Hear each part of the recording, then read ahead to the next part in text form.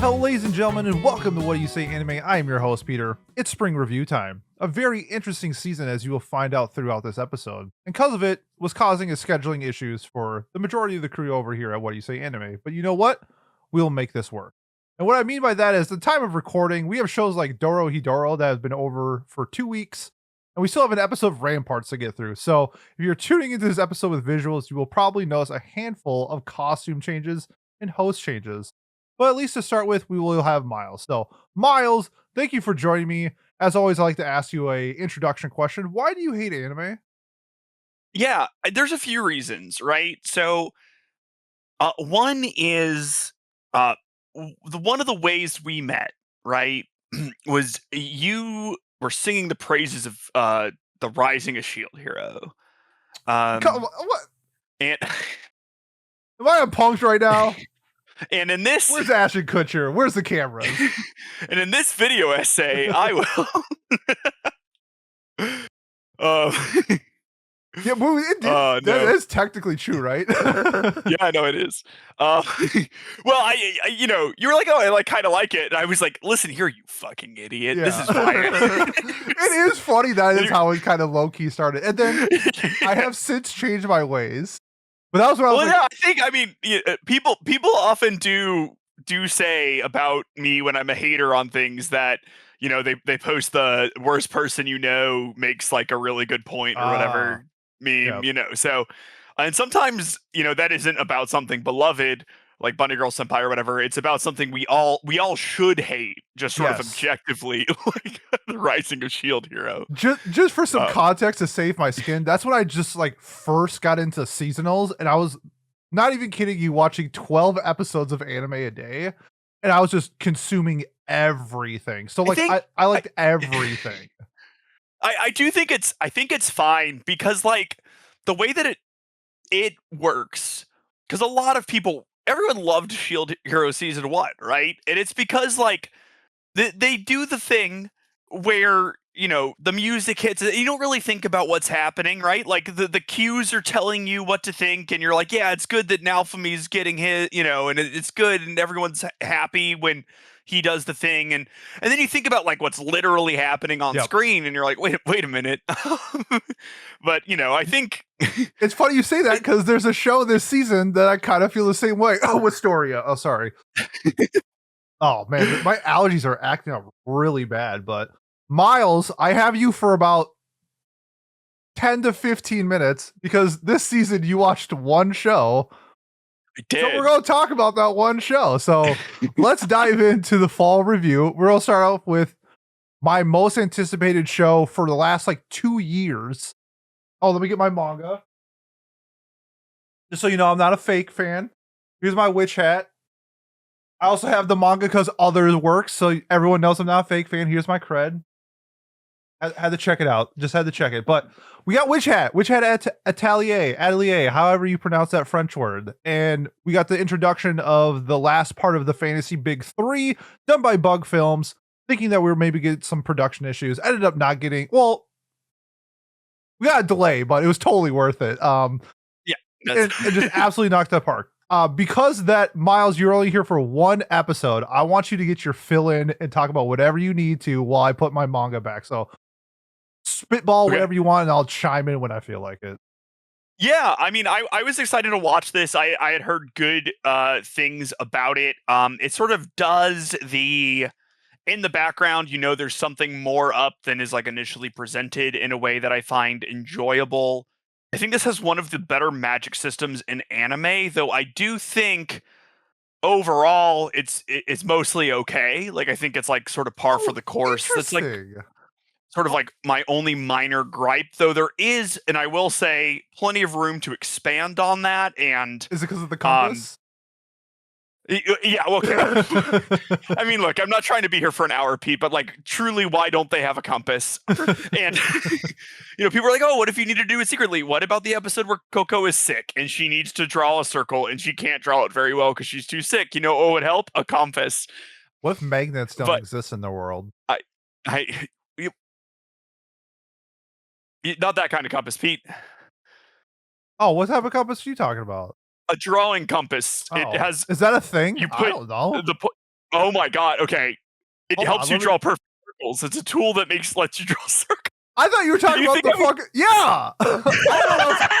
I didn't know that was called This compass. entire time? Yeah, I didn't know that was called. Because compasses are circles. I thought, I don't know. Oh my god. No, it's a drawing compass. It's like you put a point on like your paper and it like you can like adjust how wide it is to make your circle bigger. I had no idea that was And called you- a compass. No Oh, idea. yep. Uh, Honestly, I'm gonna gaslight you. It's your fault for not calling it a drawing compass. I'm just gonna be honest with you. It's actually everybody Okay. else's fault for me not knowing that. okay. Well, I'm glad that this happened because this will make for some good content. Yeah, well, I also look really fucking stupid. Thanks, Miles. My bad. No, it's my fault. I make stick figures look bad. I was never into art.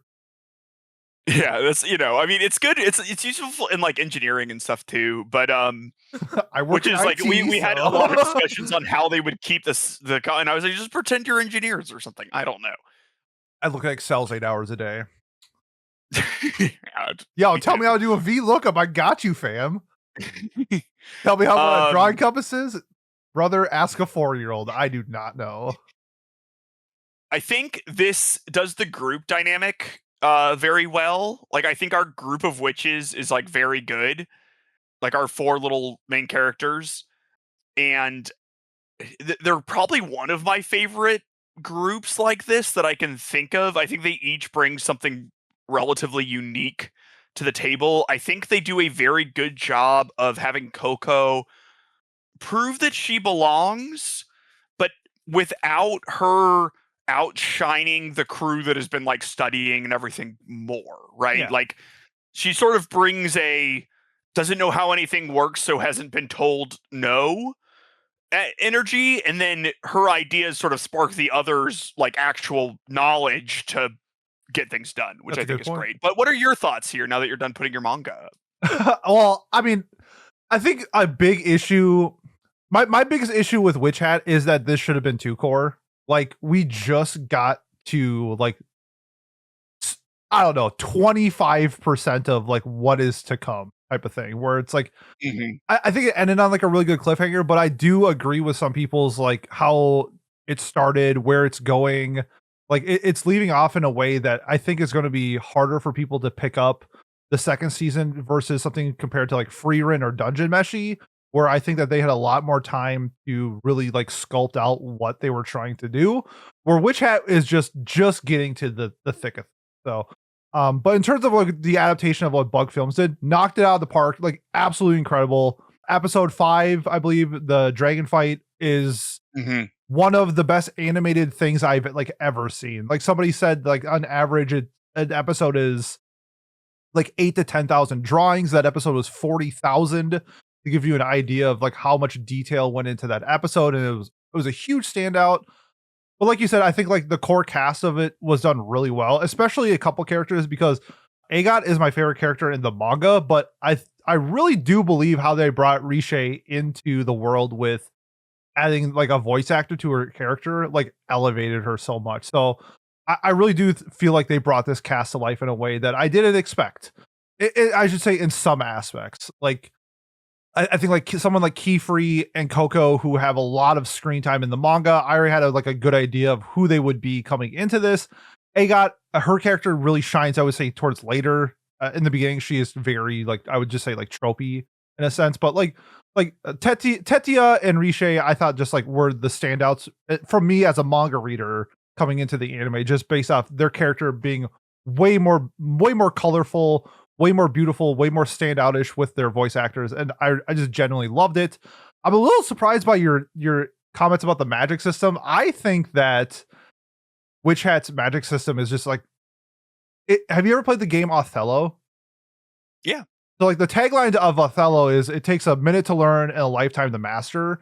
And that kind of what reminded me of like what the casting system is in Witch Hat, where yes, you draw circles and you write these things in your circle and then they become the life. But then you see in like the later episodes where they can like mesh different like ideas into spells to create something different. And like you have it just adding that layer. It's like a Path of Exile skill tree or something like that, where it's like you start off with like +2 intellect, and then by the end of it, it's like, actually, you're the thunder god now. It's like, oh, okay, sure, like whatever. Like that's just like where it leads. So like I like that style of magic where it's like we're at the ground level of not only learning the world and learning the spells itself, but so are the character. Like they are beginner witches, and we are here for their journey along the ways of becoming somebody like Keyfree, who is divisive and maybe not what he sees, but at the same time, he is a very skilled mage, and we've seen that throughout the world. That when people see Keyfree, like they're like, "Oh shit, it's Keyfree." It's like, it's like LeBron walking in the crypto center or something. Yeah, no, I agree. I mean, like, so, like, I guess I need to put it, I guess, like a little clearer. You started off with asking what I don't like about anime. There are very few anime magic systems that I think are good. What are good for the viewers out there that you like? That way we can get a reference. Yeah, so I mean, like, this is like incredibly basic, right? But it works. Yeah, if you read fantasy, Brandon Sanderson is well known for his magic systems, right? They're sort of treated like physics, so that's like a good two.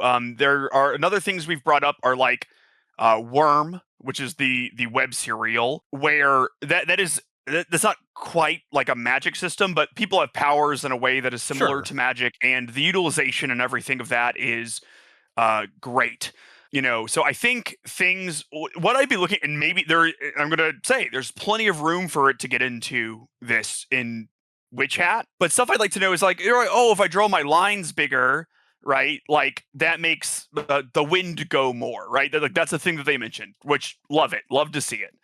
However, what I would like to know is like, okay, is it those lines? Is it a ratio to the circle? Oh, I see what you're saying. Or is it, like the exact size? So like if I draw a huge thing, like is that better, or is it all about like how big the circle is? And like, they're like, oh, I didn't draw my circle perfectly, and I'd like to know like how that causes the diminishment of the power and like a more. And this isn't to say that this is just my preference, right? Oh, like I love, as a scientist, right? Like I love it when magic is science and people are studying it, and you can sort of just, if you know the system well enough, you can make predictions on like how they're going to use it in the future, and like ways they could combine things to like make different tools, right? And this has all of the pieces to that. What anime tends to do is have softer magic systems than this, where it's like magic because magic do magic, which is, I want to make it clear, completely fine and good. It's just not my favorite thing. I like being really crunchy with it, and this has the potential to it, but I really want to see it.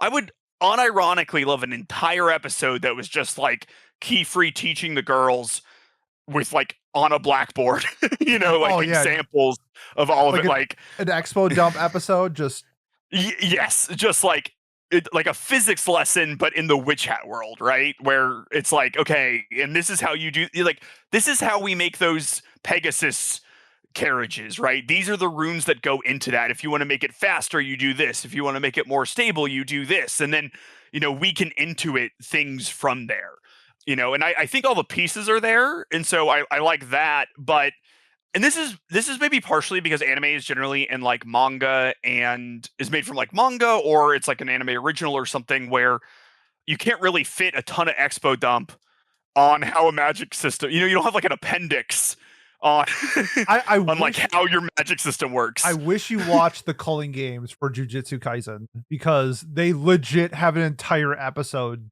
just I'm not even joking. So it's like 21 minutes long.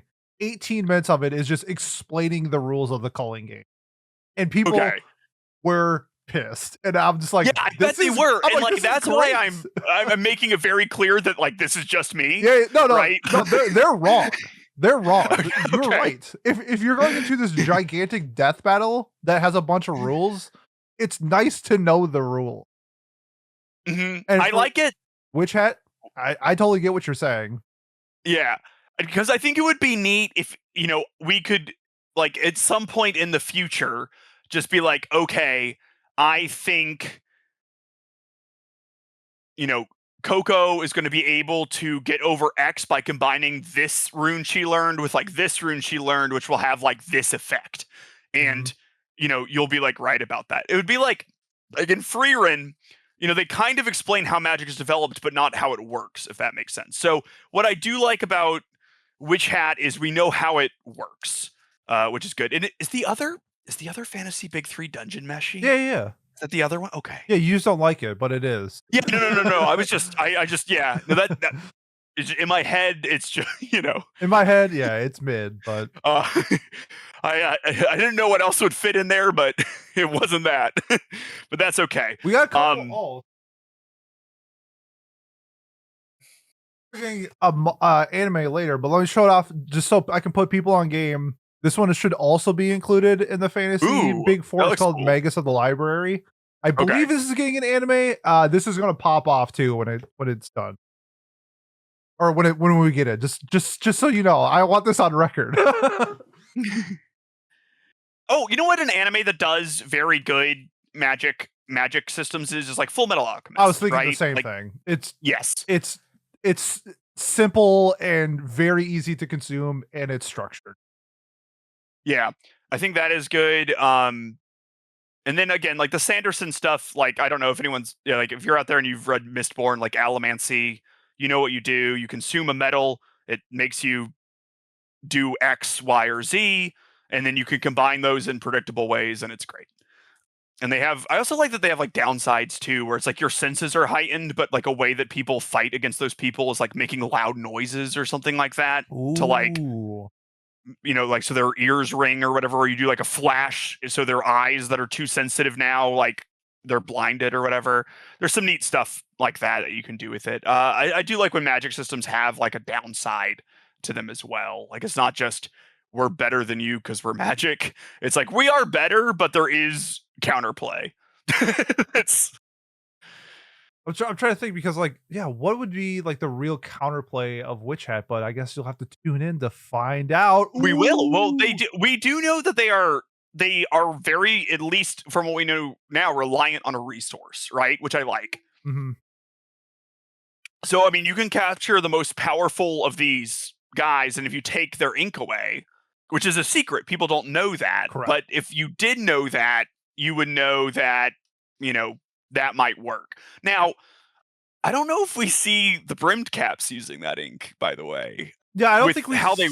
Yeah, I don't think we. Yeah, I'm unsure how they operate, which I think is intriguing, right? Because they do forbidden magic, and so like perhaps they have another method or whatever. And this really brings me to my. Yeah, let's talk about the politics because this is a show that is. This is my favorite part of the show. Let's hear it. And that is how interesting this world is from like a political point of view. I think out of almost everything I have consumed, this does one of the best jobs of presenting who is at least going to be also kind of the bad guy. Like I make jokes and say the brim caps are the good guys. Like I'm not an idiot. I know they're not. But like I people say that really because upset by hearing that, by the way. I think people legit think you don't think that. Miles, the only emote we have in the server of you is Demon Miles. So when you say things like that, people believe you. You have a voice. I hope you know that. Okay, well, I'm glad. Because what I do think, and I will die on this hill, is I think the pointed caps are worse than the brimmed caps, almost assuredly. Spit. I want to hear your thoughts. I want to hear your thesis. And what's your PhD? The reason that I think this is because one, the society that we're in is one that there was some sort of wizarding war. And it was sort of stopped by making, what we're told is it was stopped via making this rule that magic that is used on people directly is outlawed, except for magic that wipes people's memories, which you're allowed to use the Men in Black whenever you want, really. Yes. There are technically rules about it, but the victim's not going to know. So Yeah, What do you do? the story is heavily inspired by things like Homer, The Odyssey, and Men in Black 2. Like, it's just what it is. Um, and one of the things that they do that I think is interesting, and I'm going to be really curious if this plays into it, is that the beginning of this, the very beginning, the very first scene, when Coco is asking us like how people are born, there are a lot of jobs and stuff that she mentions, like astronaut and like idol or whatever, like modern day sort of things. And we don't know how much in the past that I guess a pet theory I have is like maybe the world used to be more advanced like that, right? Because magic was real. Another thing that I think is good about this magic system that I would like to see more of, that I wish anime did more, was integrating magic into the everyday life of things. They do have some good examples of this, like the carriages Yep. the witches use, and magic is something that is sort of like secluded and only allowed for like a certain few in this, sort of by design. So of course it's not going to be all around everywhere, but there's been hints that like magic could be used for different like tech and medicine and things in the past, and they've sort of intentionally regressed it Yes. a bit. Yes. Now, my main issue here is they mentioned that they had to kill all the witch doctors who wanted to practice healing magic because that was technically now illegal, and they were like, "No, we're still going to help people." That is an insane thing to do. That is, I don't know what the Brimcaps are gonna do. They turned one guy into a dog. Like, that's not nice, but admittedly, it is also very easy to fix. Yep. If anyone fucking wants to. So I kind of like them from a standpoint where they at least potentially view the injustice of this world, right? Where magic is gate kept from people, where people are not allowed to improve their lives or their own body via magic. But some people can improve their lives enough with magic where, they can sort of call the shots. But we see a number of people like Tarta whose lives would be made much better if you could do magic on people, right? Like, he has an issue with his eyes and he really wants to be a witch, and it's hard to do because color and stuff matters for these drawings they do. And if there was a way to just fix his eyes, wouldn't that be great for him? I mean, they have glasses in the world. Yeah, but he's like colorblind. He's not like true.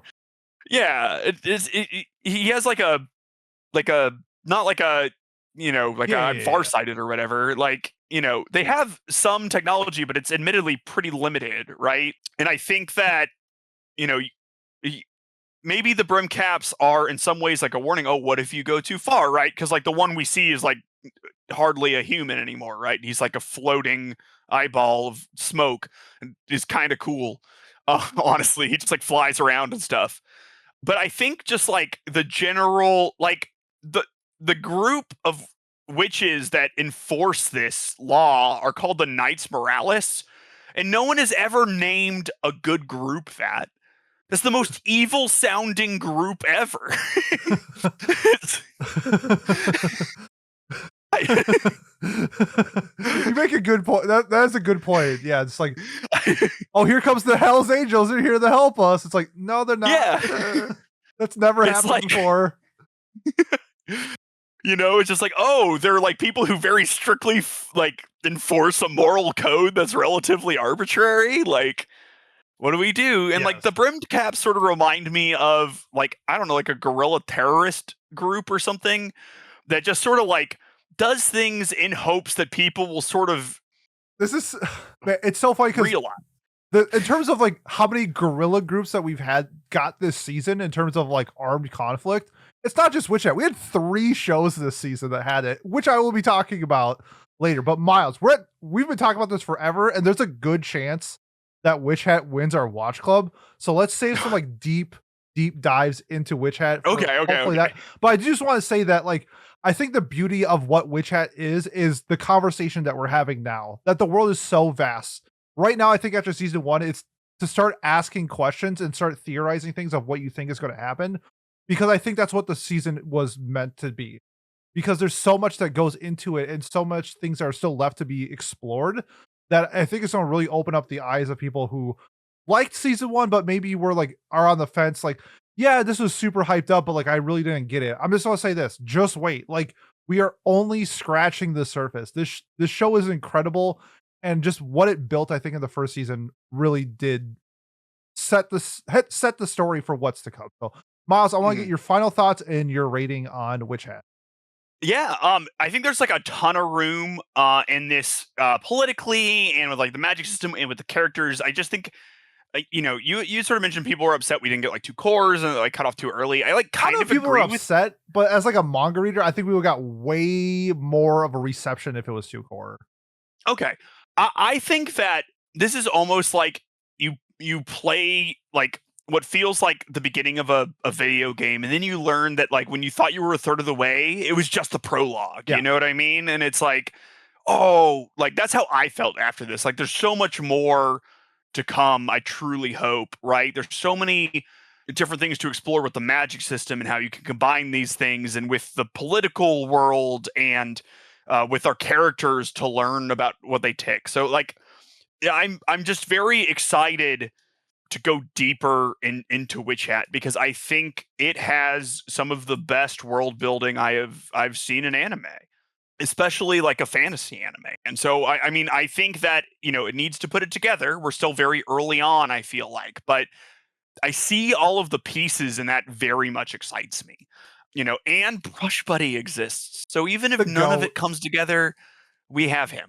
You know, that's but I gave this a 9 out of 10. And I'm very excited to get more. I think that, you know, subsequent seasons will very easily be a 10 to me if they tap into the potential that season 1 set For up. sure.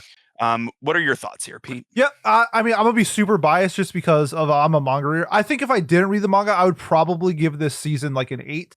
I think production wise, we touched on it earlier, but like the animations were fantastic. I did think the OST was a little too much like dungeon meshy. Like they use, I understand it's a fantasy, and a lot of times fantasy uses like the same type of instruments, but it didn't really do anything to stand out that what Dungeon Meshi did a couple of years ago. So that was one thing for the second season I would love to see improved on, or at least tweaked a little bit. It Mm. just didn't.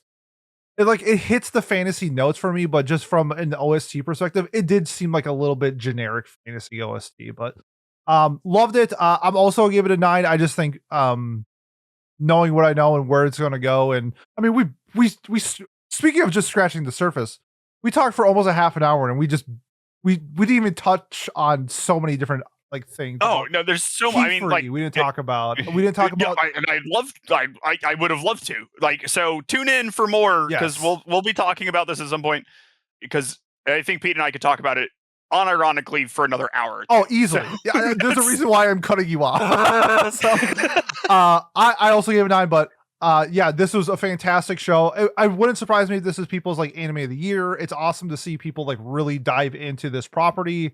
And I just hope that people continue, and I hope it doesn't take another 3, 4, 5, 6 years for Bug Films to get the second season out. It sounds like it's already in production.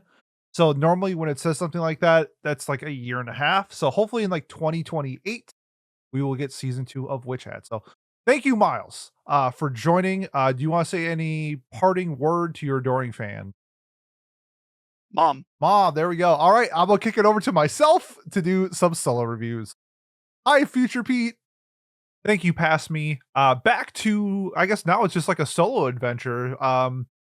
Gonna go over some of the newer shows that I really enjoyed, and then we're gonna do the drops, and then we're gonna do the sequels. So just finished this like 15 minutes ago, and I was already so high on it. And the last 2 episodes absolutely blew me away.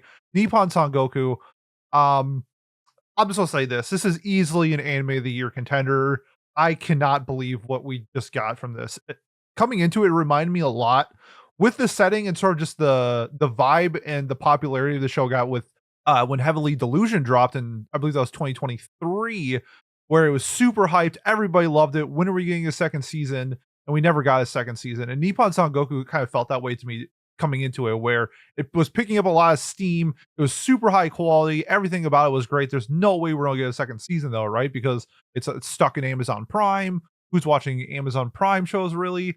And luckily, it got popular enough where we are getting a second season. So that's fantastic. I can't wait. So that, man, just the man, where to start with this show? So the whole setup was fantastic. Just sort of this post-apocalyptic era of three nations inside of Japan vying for power, and sort of seeing how these different types of parties come together and sort of like where they're aligned politically. So we kind of had like this socialist movement with the Sei army, and then the main character, Altaru and Yoshi, their side is more a little bit more traditional. And then there's the third party that really hasn't been involved yet, but that's going to be more for season 2.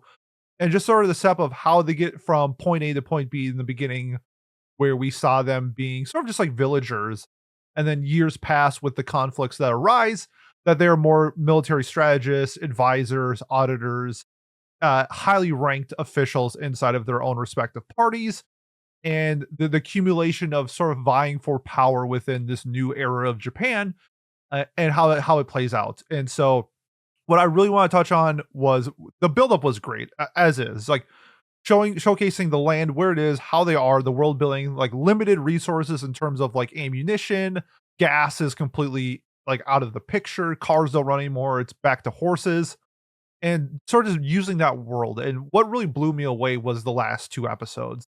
Not to say the rest of it wasn't brilliant, because it was. Like how they set up to get to this, the penultimate and then the finishing episode was just a masterclass of storytelling and a masterclass of using your surroundings. I love it when we have these military style shows where they really do like showcase us the strategy behind it. The difference between a retreat and like an official retreat. The idea of this 300-esque style where we have 1,500, they have 15,000. How do we defeat them? Okay, let's use geography as our it's guerrilla warfare. Like it's Vietnam in the United States in the Vietnam War. Like heavily outclassed, heavily outmatched, heavily outmanned. How do we win? And you use untraditional, you use unconventional, you use unique scenarios that maybe people didn't process, and you catch them off guard.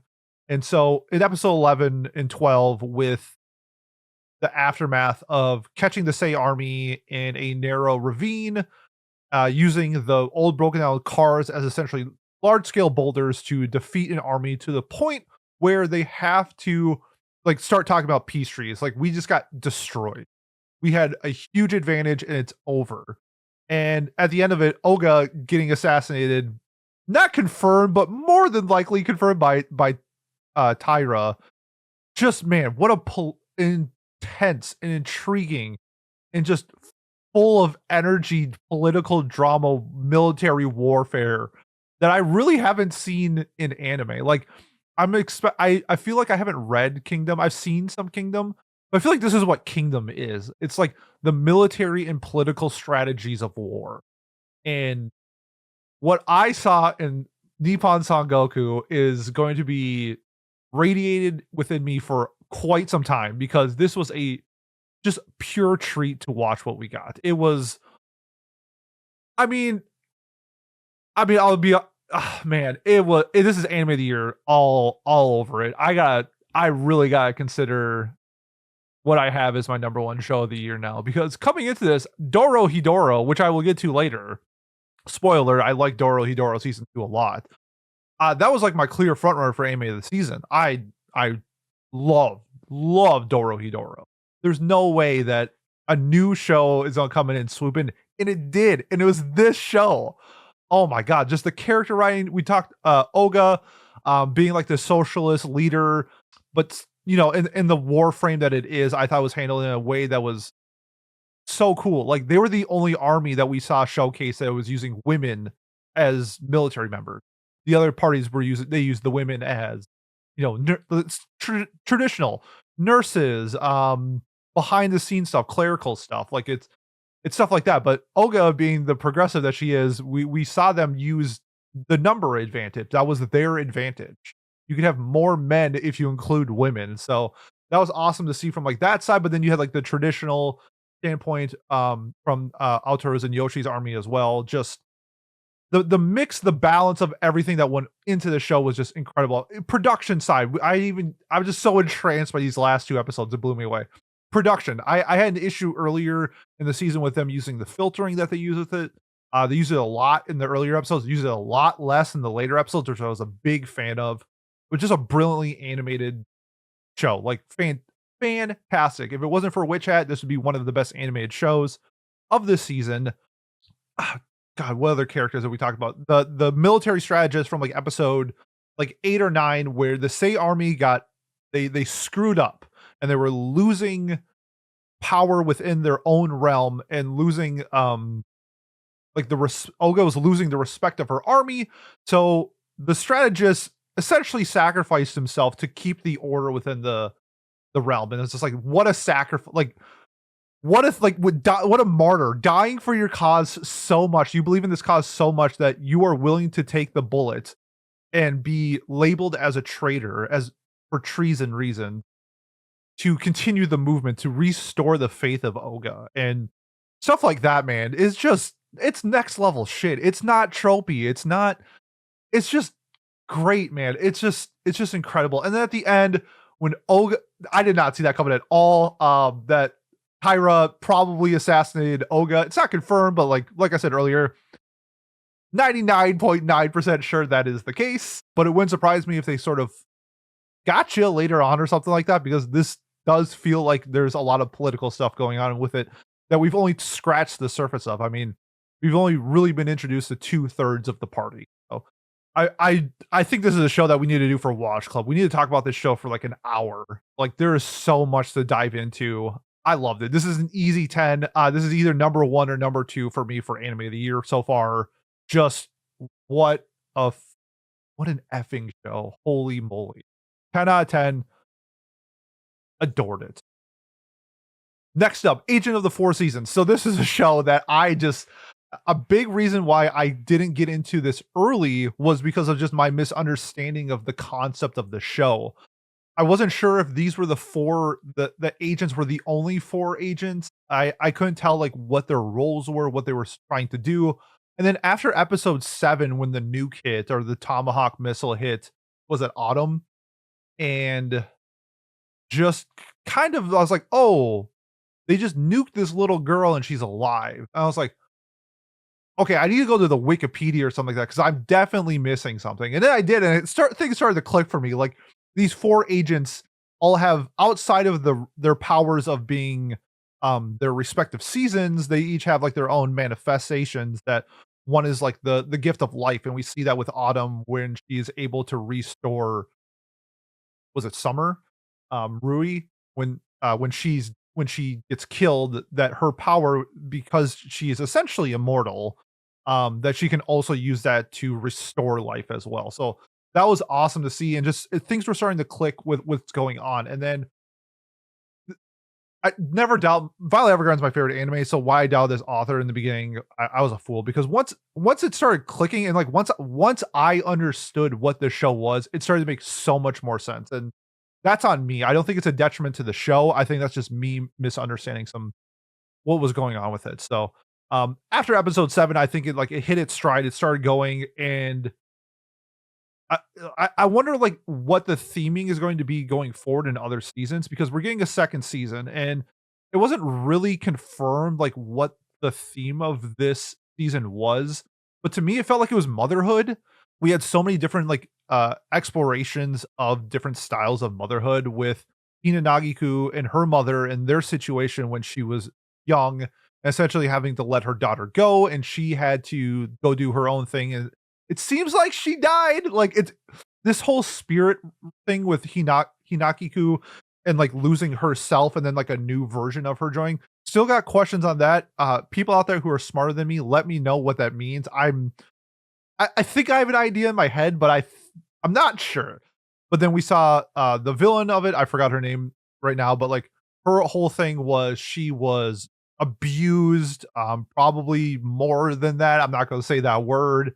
Gave birth, lost her child, and sort of went crazy, and is trying to be this mother type character to the seasons. She is trying to weaponize the seasons in a way of revenge that she needs because of all of the torment that she went through when she was younger and not like this military person as well. It's great that we got to see, similar to Nippon Sangoku, the idea of militarizing seasons and weather and stuff like that. And I feel like that would be a real thing. Like Trump would for sure try to control the four seasons if he could, but then maybe he would think climate change is real. Who knows?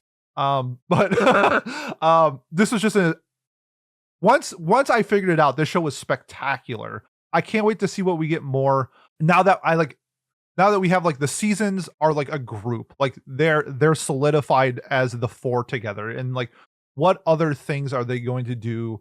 What other drama is going to be caused? I'm guessing so this was the dance of spring. So spring and winter were the heavy focal points of this season. Maybe we go into autumn a little bit more, or maybe it's just more of like a group dynamic. I am intrigued to see what we get from the second season. Some more things. It was a little bit more brutal than I thought it was going to be because while Violet Evergarden did have its brutal moments, it was pretty like quick hits, I would say.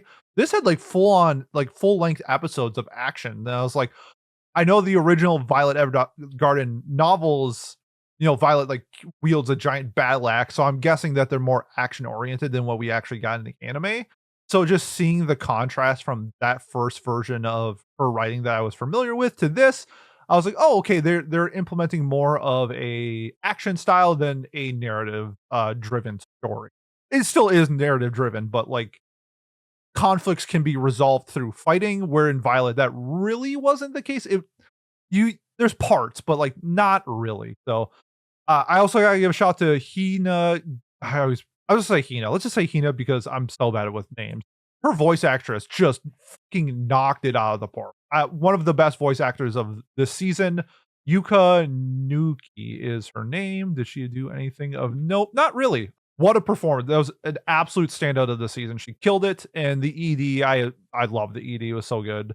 I need to listen to the actual soundtrack by itself because while I was watching the show, I didn't really notice the soundtrack, but I was also really trying to pay attention to what was going on, and my brain was just like, please work. And I was like, please work, brain. And it eventually did. So loved Agents. I'm giving it an 8. I can't wait to see more. And yeah, this was really spectacular. I love it.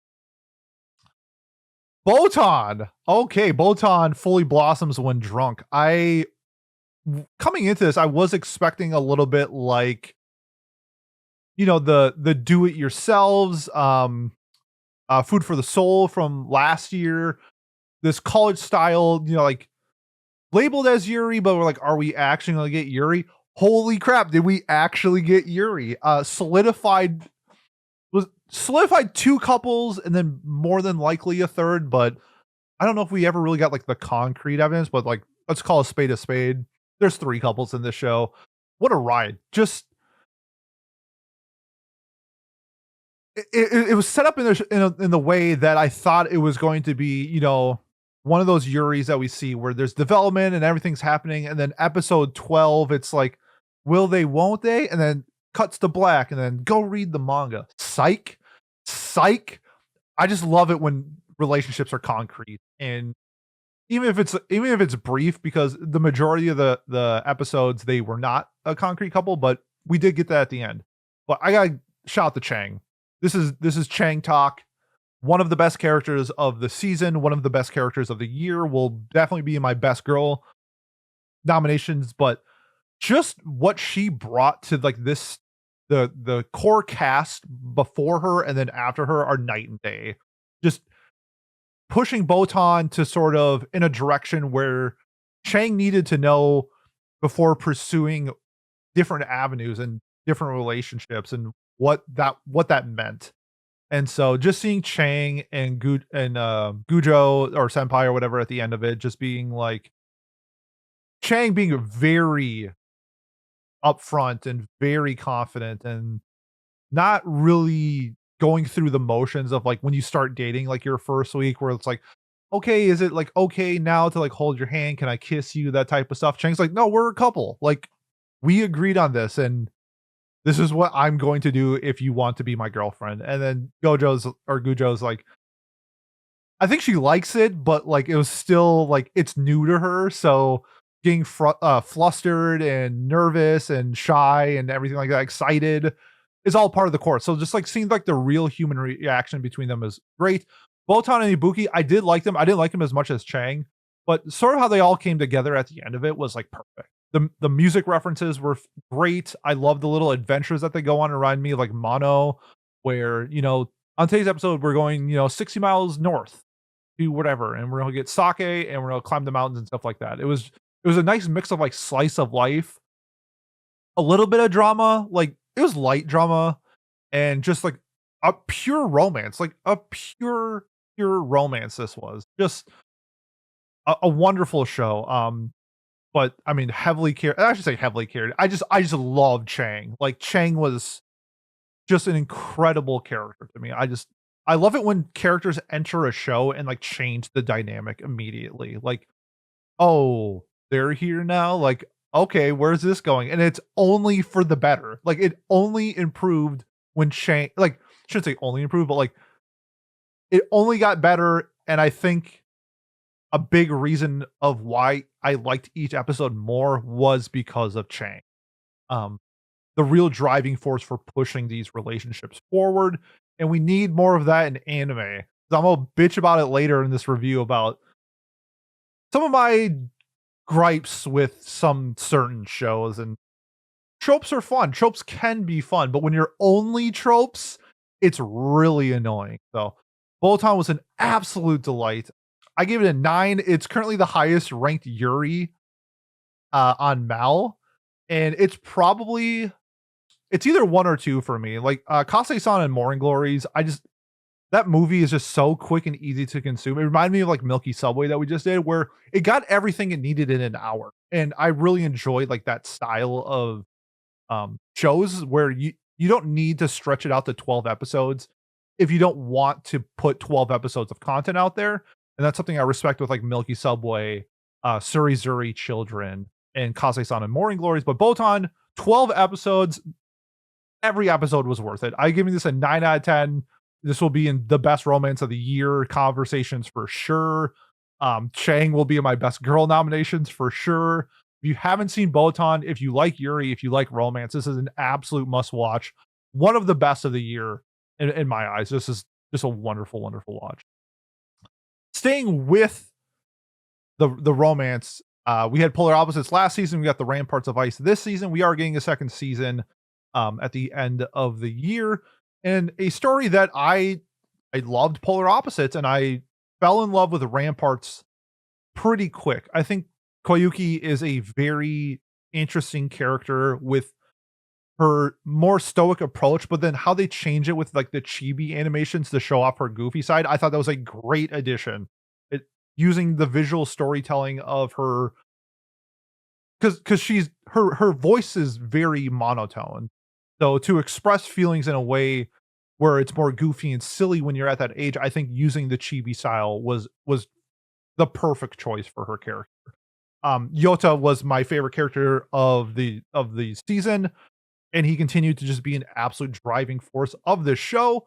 I love characters who are grounded, who are simple, but at the same time, like, shows a reflection of like a real person where, like I said earlier, sometimes the good boy falls into tropes where they're always good. They never make mistakes. They are always considering the feelings of other people, and sometimes are not as selfish or driven to pursue what they want. Yota, I feel like it was like the perfect amount of decompressing his feelings, finding the moment to express it to Miki, and that whole scene of the last episode where Miki sort of understood and knew ahead of time that Yota had these feelings. Miki was really, I think we saw it where like you want to force yourself to like somebody, where like we share all these common things. He's a great person, he's attractive, but why don't I like him that way? Like I don't know if everybody's had this experience, but sometimes it's just like this person is everything, but I feel like nothing past that for them. And I thought that was handled in a way that was spectacular. I think that was the great the greatest part of the show was Yota and his feelings and how he sort of digested that. Where it sort of lost me was Koyuki's kind of just like realization that she likes Minato, where it felt really quick. And I have no issues with shipping Koyuki with Minato, even though she should be with Yota. It's how we got there, where we explored her sort of like what happened with Miki. Her mindset was like thinking that I should try to like this person, but at the end, I didn't. Koyuki, when she was in middle school, was like, well, maybe I will get to like this person if I date them, even though I don't like them. And then sort of realizing that that's bad, like that's wrong, like you're taking advantage of that person's feelings to see for your own selfish reasons, and that's not how you should approach a relationship. And now she figured that out, and now she's playing back and forth with Minato. But it was sort of the realization of going from friends to more than friends in her mind just seemed like it like clicked. Like it was like, okay, now you like him. And it felt way too rushed, and that's where it lost because it was such a well-written story up until that point. I don't know if this is like a manga translation pacing thing. It kind of feels that way because I didn't really feel that way throughout the entire show, and polar opposites as well, where it never felt out of place. This felt out of place, but still a spectacular show. These four are a really great cast, and we sort of got introduced to maybe like a third party within it with Biki's brother, and then Oyuki's was it ex-boyfriend's sister? I believe that is the something along those lines. Like they know each other somehow. I forgot the connection, but I originally had this as one of my highest rated shows of the season. Towards the end, it fell off a little bit for me. The last episode though was brilliant, absolutely brilliant. That Yota and Miki scene was just incredible. But I'm gonna give this like a low 8, but it is an 8. I did really enjoy the Ramparts of Ice, and I'm looking forward to the second season as well. Okay, talking about tropes and talking about shows that if all you do is the tropes, it's kind of bad. And that's Otagal, or Gals Can't Be Kind to an Otaku, a show where for reference, if you, I've already mentioned this, but in other episodes, but I do like these styles of shows. Like I have no issues with self-insert dude, he's himself, but he's kind of a loner, and like the two hottest girls in the world like me because of X, Y, Z. That's fine. That's all fine, dandy. But it's sort of how you approach that style of show is is what like makes or breaks it for me. So something like My Dress Up Darling, where we're exploring other avenues rather than just loner guy, hot girl, will they, won't they? Oh, this is so cool. I wish I could get the hot girl. I'm an anime kid. But like that show does a really good job at showing the connection of how two people can just come together. And then whatever happens after that is completely different. But this was just like, I feel like if you inputted all of the gal shows into like an AI database and then ask it to produce a 12 episode like show, this is what you would get, where it's like episode 1 is where they meet, episode 2 is will they, or like let's get to know each other a little bit, and then it starts the tropey episodes, the movie theater dates, the beach episodes, the school festival, the being home when the parents aren't home, stuff like that. Well, some of those are fine, but like it never explored outside of the same shit that we've seen in like 12 episodes. So like that's where I dock it points. Where it gains points is the two girls themselves are just fun. Like the show is fun. It's a genuinely great time to watch it. I just wish that they spent some time actually developing a story instead of chat GPT AI prompts of gal episodes. So I'm gonna give this a 6. Other high points for this, the OP was just mega banger. Hide and Seek was so good. One of the best of the year so far for me. I just really enjoyed what they showcase, and it was just it matched the tone of the show. It matched like the fun personality of the two girls, and just having like this fun J-pop song to really get the episodes going was a great treat. So I give this a 6, and yeah, it was fine. It was very, very, very fun. Okay, before we move on to sequels, I'm gonna talk about the shows that I dropped Angel Next Door season 2. Just kind of boring this season. Too much stay-at-home wife simulator. I they're I didn't really like season 1 that much. I gave season 2 a shot, and so I dropped that. Marriage Toxin. I compared it to Sakamoto Days in terms of like how they structured the episodes, similar to Otagal, where the shonen battle action stuff sort of has like the same structure as well with these 12 episode shows where we're just doing like day job episodes where it's like, okay, first one didn't work. First girl that I want to possibly marry didn't work. Cross it off the list. Second girl, no. Third girl, no. And it got to a point where it felt like it was the same episode every time. And while I did like it better than Sakamoto Days, it just felt samey. Like every episode just felt samey for me. Like person in trouble, he will screw up. He'll figure out a way to save the day, saves the day. And that's just kind of like what it felt like for every episode. So I dropped it. I don't think it's necessarily bad. I think this is more of a show that's not for me, but works well for other people. So I wouldn't say it's necessarily bad, just in the realm of shows that I don't enjoy. Like I don't the Sakamoto Days, I shouldn't say Fire Force. That's a bad example, but Sakamoto's Marriage Toxin. I put them in like similar vein shows where it ain't for me. What else did I drop? The Warrior Princess and the Barbarian King. I mentioned it in like our mid-season review. I had really high hopes for this one. The promotional video for it looked way better than what we actually got. Every episode was the same as well, where it's like the barbarians are actually the good guys, and they just keep telling us that over and over and over and over again. We're actually the good guys. Your kingdom is actually the evil people. You're the baddies. And you can do that. But they did it like, what I watched, like 5 episodes. They did it every episode. It was just the same message every time. So dropped out. Liar Game, boring as hell. I'm not even going to expand on it. That show sucked. And then Akane Banashi, which I don't think is necessarily bad, but I read the manga up until where I think season 2 would end.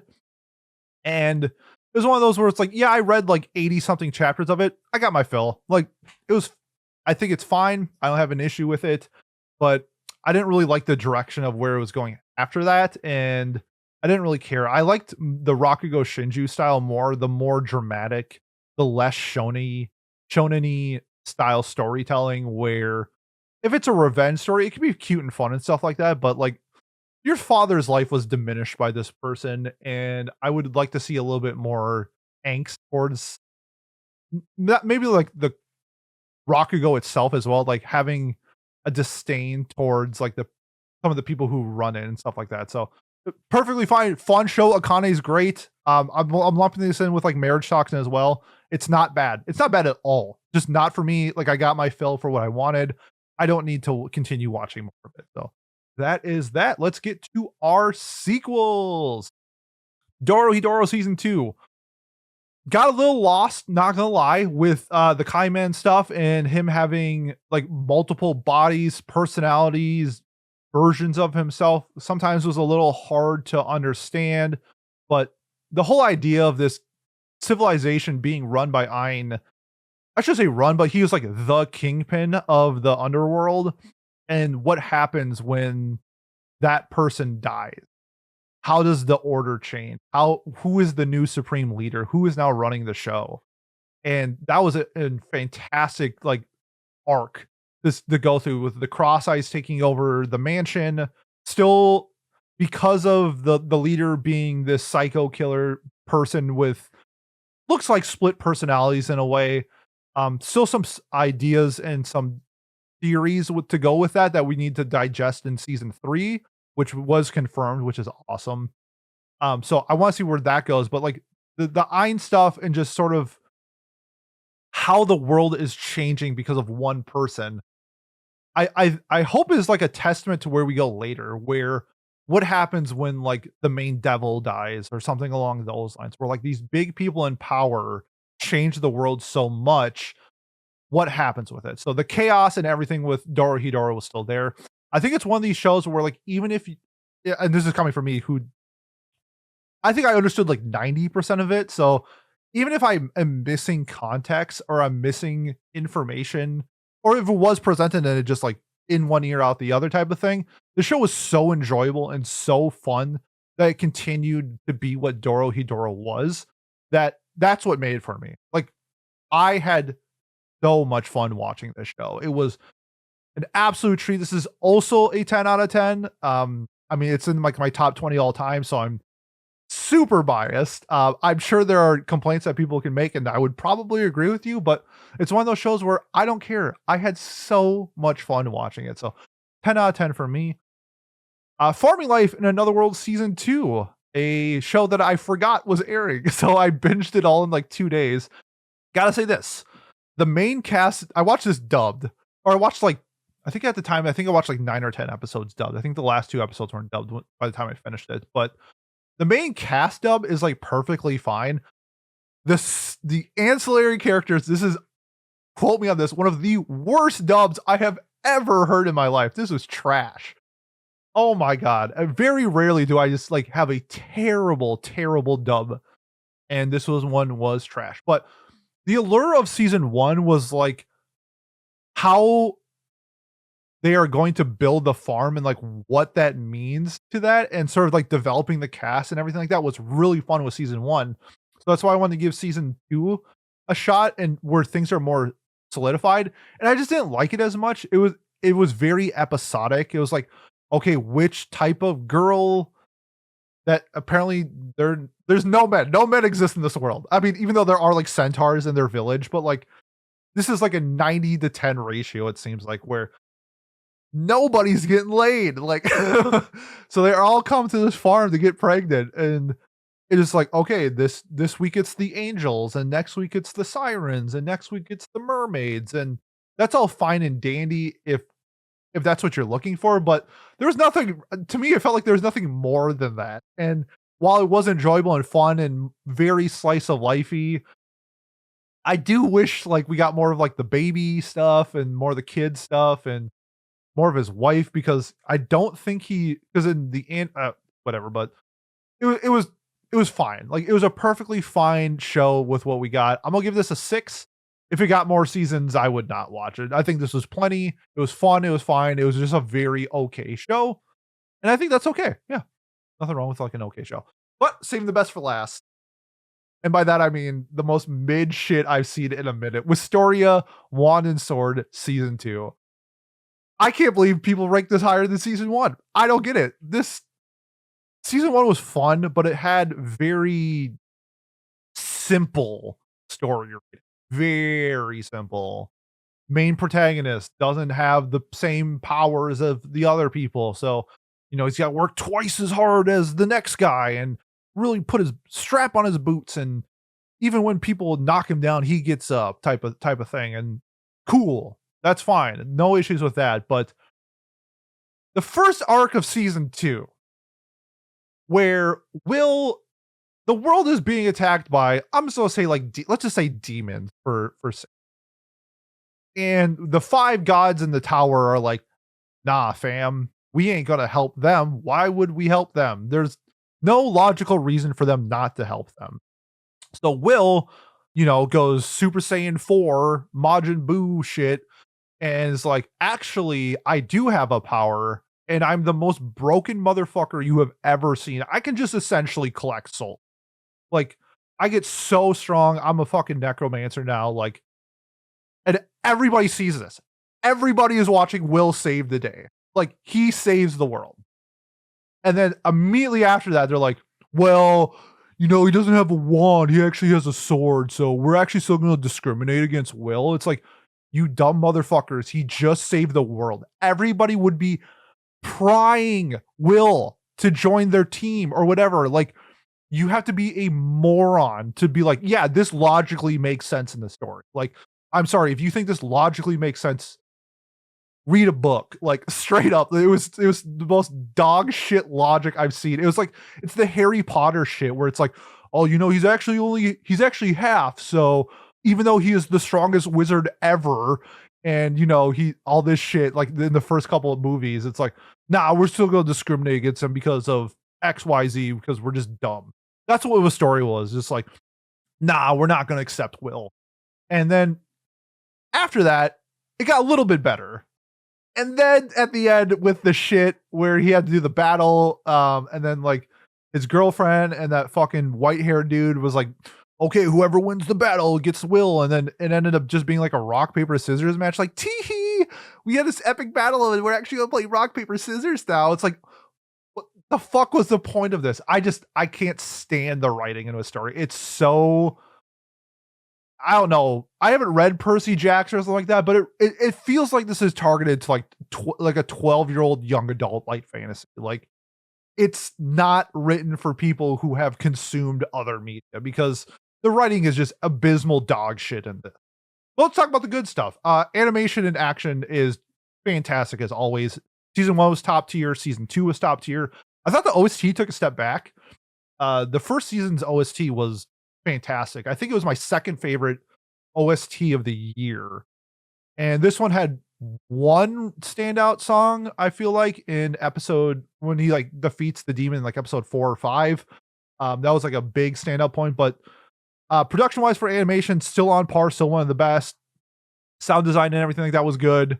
I just wish the soundtrack was better, but I can't stress how abysmal dog shit this writing is. It's so fucking bad. Like it pisses, like you could hear me. It pisses me off that people think this writing is. I don't know. Actually, I should say that. I don't know if people think this writing is good. Maybe they just think like the cool colors are cool, but I thought the story sucked ass, which sucks because I like Will and I like the story, but you know, maybe it's on me when the green haired person is an elf and the red hair guy does fire magic and the blue hair guy does ice magic and the blue hair girl does ice magic. And you know, maybe it's on me. Maybe it's my fault that it's the abysmal doctrine. Maybe I should lower my expectations, but outside the bad writing, I think the majority of the show outside that was pretty good. So I'm gonna give it a 5. I think 5 is fair. Okay, let's do the season award. So these are best and favorites of a couple things. Best show of the season was Nippon Sangoku. I thought it'd be Dorohedoro. That was gonna be Dorohedoro all season. It was Dorohedoro all season, but Nippon Sangoku in the last 2 episodes came through in the clutch, and it was just absolutely brilliant. Biggest surprise was Botan. Most Yuris, even a good Yuri, I probably give 7s. A lot of times it's not concrete. It's a lot of will they, won't they. And this subverted all of the expectations that I had because they actually didn't bait us. They told us a story. They showed us a story too. Like that was just great writing, man. I was very surprised by how well I liked it, especially the second half of Botan. Like second half of Botan is 10 out of 10 stuff. It was just wonderful. Best character. It was Yota all season, and I changed my mind because of the last 2 seasons. I'm going with Taira from Nippon Sangoku, the antagonist.